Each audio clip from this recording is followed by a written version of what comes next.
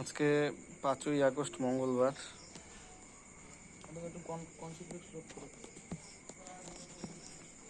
তো ওরও chemo case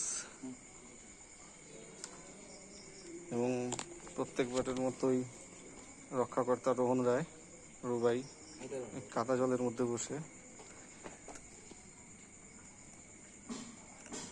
বেশি ধরলে নড়বে। এই যে ওর পরিস্থিতি। আজকে নিয়ে ওর সেকেন্ড কেমো চলছে। তো এই যে ভাই আছে, ধরে আছে এই যে স্যালাইনের বোতল।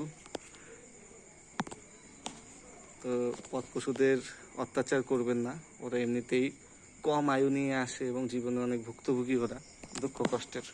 পাশে থাকুন লাভ অ্যানিমেলস ফালাকাটা। আর হ্যাঁ, টেকনো ইন্ডিয়া স্কুলে আমরা যাব জানাতে, সেটা আজকেও দেখলাম এক টেকনো ইন্ডিয়ার গাড়ি কোথায় যেন কুচবিহারের রাস্তায় যথাসম্ভব অ্যাক্সিডেন্ট করেছে। তা আগেও বলেছি এই গাড়িগুলোকে একটু আস্তে চালানোর জন্য, যেহেতু স্কুল ভ্যান, এগুলো স্কুলের গাড়ি আছে, স্কুল বাস, সাবধানে চালানোর জন্য।